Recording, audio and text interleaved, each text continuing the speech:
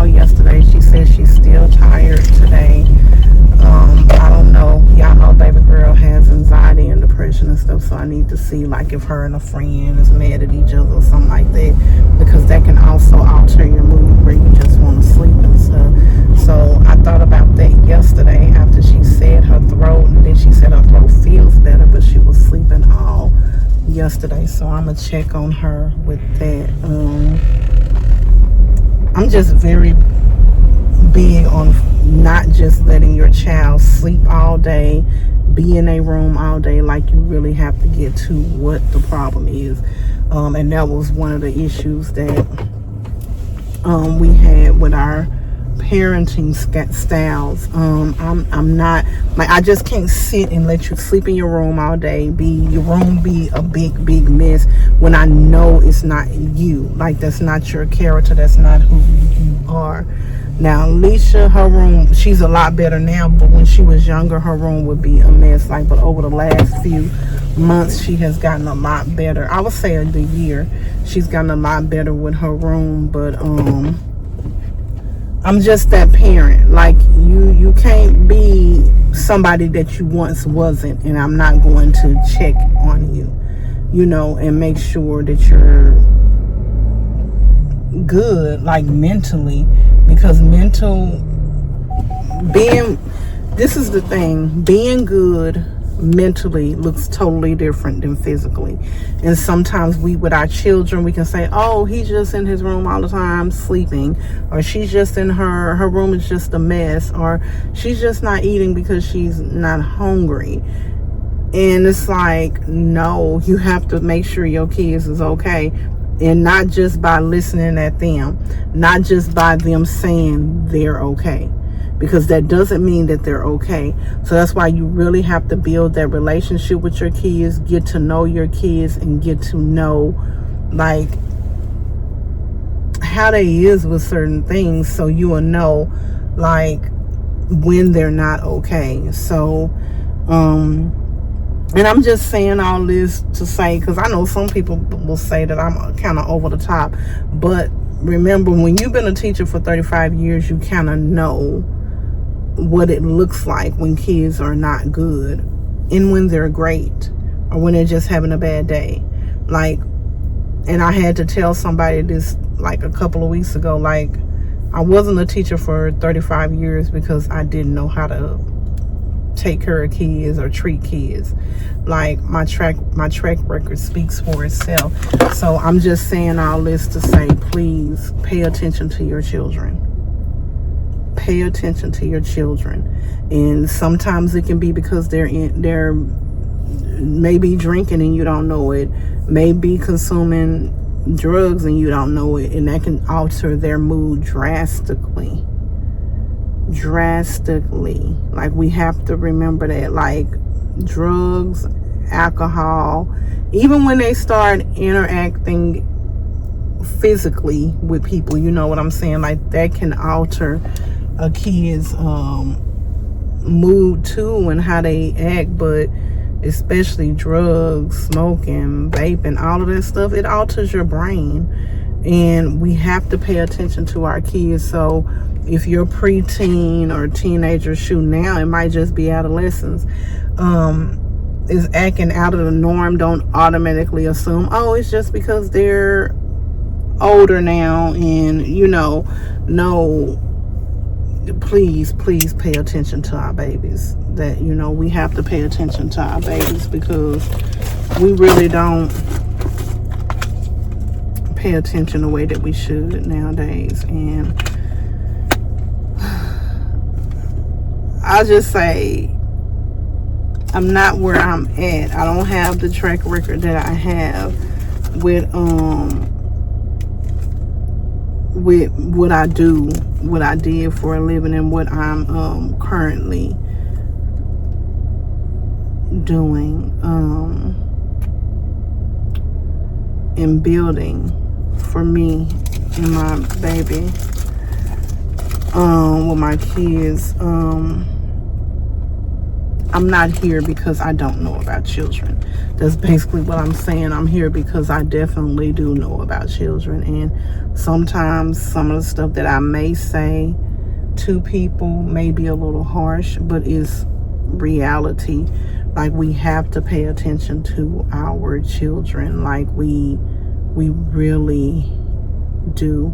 And sometimes paying attention to them is us eliminating things that they may love, that they may, really enjoy, but it's for the better of their good. I'm a firm believer. I don't want to do anything that would harm my children, when they're older. Like, for example, with Leisha and eating better, making healthier choices, going over nutrition, is because I want her to be an adult that knows how to eat the correct way.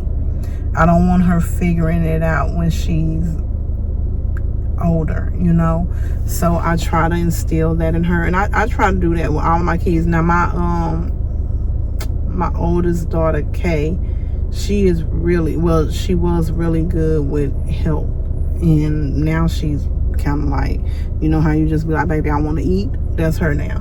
But she was really good with just health and maintaining stuff with her body, and a lot of it she learned on her own, and some of it I think it could have been because I started shifting and making a change within myself, and she just wanted to figure out what would work best for her, and she's really, really good with it. Like, she could be a darn nutritionist if she wanted to. But we all have those moments where we just want to have fun with food, and that's where she's at now. She's young, she can do it, but I know she can definitely get back on track. But I just try, and I'll buy sweet stuff. I have a lot of sweet stuff that I crave, and I buy it and I grab it when I want it. Like, one while it was the Rice Krispie treats. I bought them. I think I bought the variety, the small tiny ones, for $5, and I had them in the, in my little snack drawer, and I would just, when I wanted something sweet, I would get the miniature ones. That's how I try to do it. And I don't like deprive my children, but I'm not just going to buy all the things that you like. I'm sorry. That's not responsible parenting. And we have to let them know, like, there's boundaries. We can't just eat fried food every day. We can't just eat sweet stuff and hot stuff and spicy stuff. Like, that's what gets you high cholesterol. That's what gets you diabetes. That's what gets you hypertension. Like, all of those things. And it's the same thing with mental health. We have to watch what we're putting in our body, because it will also affect our mental health. Like the foods and stuff like that. I don't know what made me just start. Because Leisha, and I was telling y'all I'm gonna check on her and make sure, because she's somebody who definitely, if her and a friend not happy with each other, Leisha will go like into this state where she's not happy. And that's kind of how I am too. If somebody's mad at me, or I'm not, me and my friends are not happy with each other, I get it'll bring me, it used to bring me down. It doesn't anymore, because of the work that I have done. And she's doing work too. Like, mental health is a big, big, big thing for me. Y'all know that. Mental health is very important for me. That's why I'm going to therapy. That is why I'm taking my anxiety medication. I'm doing all the things that I need to do. Even when it comes to sleeping, I had to start taking something for sleeping, because I just would not sleep. Like I told y'all last night, I did not sleep, and I did take something for sleeping, but my mind was still wandering. So I'm gonna have to talk to them about that, because at one while I was sleeping really, really good. So mental health is something for me that's very, very important. It's important to know your family, know what's in your genetic pool. Like, does mental health run in your family? And it doesn't mean that person have to be diagnosed. Like, go back and think about how your great grandmother was, or your granddaddy, your grandmother, your aunties, even your cousins, your siblings, like what did they look like mentally? You don't have to be diagnosed with something to have something. Are you easily angered? And what I mean by that, anytime anybody says something to you, you're screaming, you're yelling, you're ready to fight, you're cussing, like that means you're easily angered. No one can control how we act but us. Nobody. I don't care what somebody does to you. If you are ready to fight and pull out weapons and do all of that stuff all of the time, or majority of the time, or you're always I'm gonna take these off and leave them in here. You're always, I don't know, you're always about you. You know, that's something else. Like, get your mental health check. And baby, the state that we, like the way the world is right now, I'm sorry. Shoot, everybody needs to be in some type of therapy, talking to somebody, and our kids too. Like, the world is so corrupted right now. Like, put your kids in something, like let them talk to somebody other than you. Every child should have a safe person. I say this all the time, and I've told my kids that I don't have to be a safe person, but everybody needs a safe person who they can talk to, and their what they tell you is safe. Now, if they're talking about harming themselves or somebody else, or somebody has harmed them, that's something totally different. But every child needs a safe person. And I say that all the time. Like, when we transitioned back away from each other and Leisha felt like she needed a safe person, she called her sister, and I wasn't mad at her. I was just so glad that she knew she could call her sister, and I have taught my kids that. And I'm about to get emotional about it. Because everybody needs a safe person, especially these kids, and they don't want to share everything with us. And some of our kids can be so dark on the inside where they end up reaching out for things that is not healthy, and that will cause them long time harm, because you try to cover up your pain with drinking, with drugs, with even sexual activity. And we're losing so many of our children because of that, and we're thinking they're okay when they're not. And I have never been, I don't know how I ended up here, but I have never been a drinker or a smoker or did any type of drugs. It's never been me, because when I grew up, there was a lot of people in my family. Like, I have stories to tell about that, like, you know. So I've never been interested in it. Like, my dad was on, my biological dad. Now, the dad that y'all saw on the when we went out to eat, that's my daddy. Like, that's the man that basically raised me. Well, and it wasn't even raised me, but baby, when I tell you that is my daddy, from the age of 20 all the way up to now. So he's been my daddy. I'm 47. He's been my daddy for way over 25 years.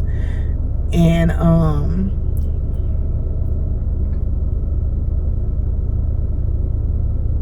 I don't know. But this is what I was saying. My biological dad, the one who created me, thank you, Jesus, he wasn't in my life, but he was a crackhead. When I was a baby, he was a crackhead. And when I started going to therapy, I literally remember when my mom had to put me in his face so he wouldn't jump out the window. All of these different things just came back. So many things came back to me while going to therapy. And I just never wanted to entertain drugs, but my drug became food. But it became food, like comforting me, because I was a kid who was in her room by herself. all of the time, and I held in how I felt to protect my mama. Like, she would be going through so much, and I would watch her going through so much, and I didn't want her to be sad because I was sad. So I would act like I was okay, trying to make sure she was okay.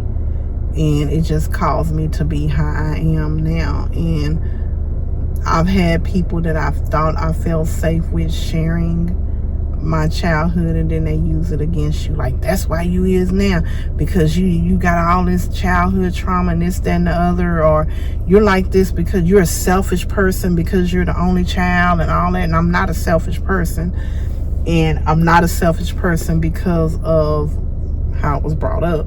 Like, I always wanted to protect people, but what I am is a realist. I'm gonna tell you the truth. I'm not going to sugarcoat stuff. I'm not going to lie to you if everybody else is and let you know. No, I'm a realist. I'm going to be honest. Anybody who knows me knows I'm honest, from my kids to my friends, past relationships. I am an honest person. Now, will you be mad at me? Probably. Yeah, but I'm not going to lie, and I don't want to be lied to, but I don't want to be lied on either. I know who I am as a person. I know I'm somebody who would give a person a shirt off my back. I know I have helped several people, but back in the day, I had an attitude, baby. Don't play with me, because if you play with me, you gonna, baby, we going there. And now I'm not that angry like that. Now I'll just remove myself from circumstances, people, relationships, jobs, like all of it. I'm just going to remove myself. I'm gonna pray and ask God, and when he say remove, that's exactly what I'm going to do. But mental health is so important with our children, with us, and knowing our genetic pool when it comes to it, so we know how to treat our children accordingly. Even with our parents, if your parent is easily angered, come on now. Nobody has, you don't need a diagnosis to say that you have a mental illness. You don't. The people who are naming their mental illness is because they have been responsible and seek the help that they need. The people who can name their children mental illness are the people who have been responsible and sought the help that they needed for their child. Y'all, you have to do it. I repeat, don't be afraid to do it. Don't be embarrassed to do it. Like, nobody knows what you suffer from mentally but you and the psychiatrist or the therapist or the, counselor that you go to. Like, nobody will know what you have, or your primary care doctor, because they can tell you, give you tests too. So get the help that you need, and you can keep it quiet. You taking medication, you can keep it quiet. Like, don't nobody have to know, but get treated and get your kids treated if they need it. Like, especially in the black and brown community, we shy away from that, and we have to stop, because we're damaging our children. And a lot of times we're having them substitute proper medication with drugs and drinking. Whether we're giving it to them or they're watching us do it. If you have to smoke, drink, do any type of thing every single day and to stay afloat, then it's something there that you need to deal with. Like, for me, it was food. Like, I had to have some sugar every single day, every day. Sugar. And that was me covering up my mental stuff that was bothering me. But y'all, that's gonna be the end of this video. I'm gonna make this post this video by itself, and I'm not saying this to shame anybody or make you think about yourself and be like, dang, I'm saying this because it's so important, especially if you're a parent. You get the help that you need, your children can get the help that they need. Because once you start cleaning yourself up, I promise you, once you start cleaning yourself up, you're gonna be like, dang, I need to see if my baby's okay too. I need to see if my baby's okay too. And I'm somebody who's not ashamed to say that I have anxiety. When I got my hysterectomy, I started suffering from depression. I have ADHD. I have OCD, but those things are so much better now, but than what they once was. And we have to stop being ashamed to name what's going on with us. Look at the world. But I love y'all, but most importantly, God does. And remember to allow him to be the navigation of your life. He will not steer you wrong. Sugar plums.